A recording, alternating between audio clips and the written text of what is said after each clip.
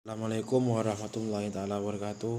Kami dari kelompok 12 akan menyampaikan materi tentang pengungkapan sarana interpretif. Pengertian pengungkapan. Secara konseptual, pengungkapan merupakan bagian integral dari pelaporan keuangan. Secara teknis, pengungkapan merupakan langkah akhir dalam proses akuntansi, yaitu penyajian informasi dalam bentuk seperangkat penuh statement keuangan. Pihak yang dituju. Kerangka konseptual telah menetapkan bahwa investor dan kreditor merupakan pihak yang dituju oleh pelaporan keuangan, sehingga pengungkapan ditunjukkan terutama untuk mereka. Fungsi dan tujuan. Secara umum, tujuan pengungkapan adalah menyajikan informasi yang dipandang perlu untuk mencapai tujuan pelaporan keuangan dan untuk melayani berbagai pihak yang mempunyai kepentingan berbeda-beda seperti investor dan kreditor tidak homogen. Pasar modal yang merupakan sarana untuk pemenuh dana dari masyarakat, maka pengungkapan dapat dibagi menjadi beberapa, yaitu 1. Melindungi, 2. Informatif, 3. Kebutuhan khusus. Keluasan dan kerincian pengungkapan. Menurut Evans, mengidentifikasikan 3 tingkat pengungkapan, yaitu A. Tingkat memadai. Tingkat minimum yang harus dipenuhi agar statement keuangan salah satu bentuk ringkasan untuk pengambilan keputusan investasi dan kredit yang dapat dipandang sebagai keputusan strategis. Secara keseluruhan tidak menyesatkan untuk kepentingan pengambilan keputusan yang diarahkan. B. Tingkat wajar atau etis. Tingkat yang harus dicapai agar semua pihak mendapat perlakuan atau pelayanan informasi yang sama sehingga tidak ada satupun pihak yang merasa tidak dapat informasi dan merasa diuntungkan. C. Tingkat penuh.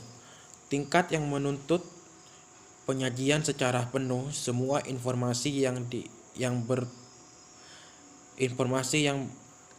berpaut dengan pengambilan keputusan yang terarah. Kendala pengungkapan. Kendala dalam pengungkapan adalah beberapa banyak pengungkapan itu sendiri. Berikut tujuan dan kendalanya. A. Dilihat dari tujuan. B. Dilihat dari kos atau nilai buku. Dilihat dari kelebihan informasi. D. Dilihat dari keengganan manajemen. E. Dilihat dari pengungkapan wajib. Selanjutnya yaitu pengungkapan sukarela. Pengungkapan sukarela adalah pengungkapan yang dilakukan perusahaan di luar apa yang diwajibkan oleh standar akuntansi atau peraturan badan pengawas. Selanjutnya, regulasi pengungkapan. Dalam pengungkapan perlu adanya regulasi, di mana regulasi ini yaitu peraturan atau hukum yang mengatur perilaku dengan alasan yang pertama, penyalahgunaan dan kecurangan. Yang kedua, eksternalitas atau aktivitas saling mempengaruhi untuk mendapat keuntungan. Yang ketiga, asimetri informasi atau salah satu pihak dari suatu transaksi memiliki informasi lebih banyak atau lebih baik dibandingkan dengan pihak lainnya. Yang keempat, keengganan manajemen atau tidak mengungkapkan informasi. Selanjutnya, metode pengungkapan. Metode pengungkapan berkaitan dengan masalah bagaimana secara teknis informasi disajikan kepada pemakai dalam satu perangkat statement keuangan beserta informasi lain yang berpaut. Metode ini biasanya ditentukan secara spesifik dalam standar akuntansi atau peraturan lain.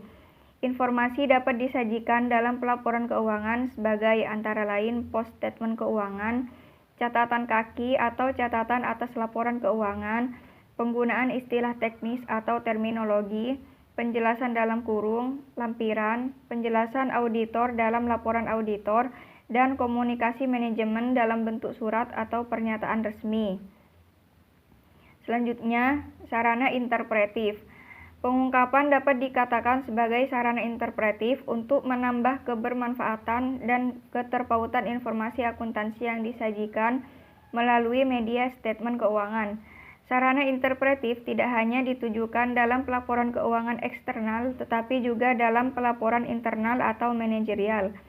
Sarana interpretif dalam laporan internal misalnya adalah penggunaan cost standar, pengkosan variabel atau variable costing, departementalisasi pendapatan atau revenue imputation, dan pengkosan berbasis kegiatan atau activity based costing. Berikutnya ada di bagian nilai dan cost. Oke, cost dapat didefinisikan sebagai penghargaan sepakatan pada saat suatu objek diperoleh dan menjadi data dasar dalam akuntansi. Sedangkan nilai didefinisikan sebagai persepsi terhadap manfaat suatu objek setiap saat dan dinyatakan dalam satuan moneter. Berikutnya, argumen utama pendukung gagasan tersebut adalah keterpautan keputusan sebagai salah satu kualitas informasi baik untuk kepentingan manajemen maupun pihak luar. Sedangkan Patton dan Littleton berpendapat bahwa adanya perubahan nilai tidak berarti bahwa rangka akuntansi pokok berbasis cost tidak lagi bermanfaat sehingga harus diganti. Oke, jadi begitu yang dikatakan oleh Patton dan Littleton. Berikutnya ada di bagian revisi cost fasilitas fisis. Dalam beberapa hal khusus, penilaian kembali fasilitas fisis yang berakibat revisi terhadap cost tercatat tidak dapat dihindari. Penilaian kembali biasanya dilakukan oleh perusahaan penilai. Nah, alasan yang mendukung revisi cost aset tetap secara umum bersandarkan pada alasan yang dikemukakan dalam akuntansi berbasis nilai. Nah, berikut ada dua. Yang pertama ada distorsi informasi ekonomik. Yang kedua ada distorsi akumulasi dana penggantian. Nah, berikutnya ada menurut Patton dan Littleton kembali nih. Seperti argumen penyanggah revisi cost secara umum, Patton dan Littleton memberi argumen untuk menolak revisi cost historis fasilitas fisis. Jadi si Patton dan Littleton itu menolak yang namanya argumen penyanggah tentang revisi cost. Jadi pendapat mereka berdua itu ada tiga. Yang pertama itu ada revisi terus-menerus tidak praktis.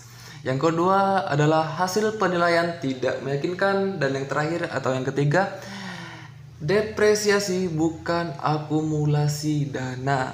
Nah, jadi itu adalah tiga hal yang dikatakan oleh Patton dan Littleton. Oke, berikutnya ada di bagian pengurangan nilai buku fasilitas fisis. Berkaitan dengan revisi cost fasilitas fisis adalah pengurangan atau penghapusan sebagian cost atau nilai buku karena alasan teknis atau ekonomik tertentu dan bukan semata-mata karena penurunan harga atas devaluasi. Pengurangan dapat dilakukan kalau suatu kondisi menyebabkan terjadinya penurunan kemampuan aset atau aset impairment. Aset impairment. Untuk mendatangkan laba atau kas di masa datang. Nah, berikutnya ada di bagian konversi cost ke rupiah daya beli. Sering karena daya beli dianggap stabil, rangka akuntansi pokok atas dasar cost history sering disangkal manfaatnya. Hal ini didasarkan pada kenyataan bahwa satuan uang sebagai pengukur bahan oleh akuntansi tidak stabil daya belinya. Artinya, kos tercatat yang merupakan jumlah rupiah kesepakatan akan berbeda dalam dua titik waktu. Yang berbeda kalau dinyatakan dalam tingkat harga umum yang berlaku pada dua waktu tersebut. Sebagai konsekuensi, kos historis yang diukur dengan daya beli pada saat tertentu dapat menyesatkan. Kata-katanya menyesatkan. Demikian juga dalam kondisi tertentu, laba atau rugi yang dihasilkan oleh rangka akuntansi pokok tidak menggambarkan perubahan nilai ekonomik perusahaan yang sesungguhnya.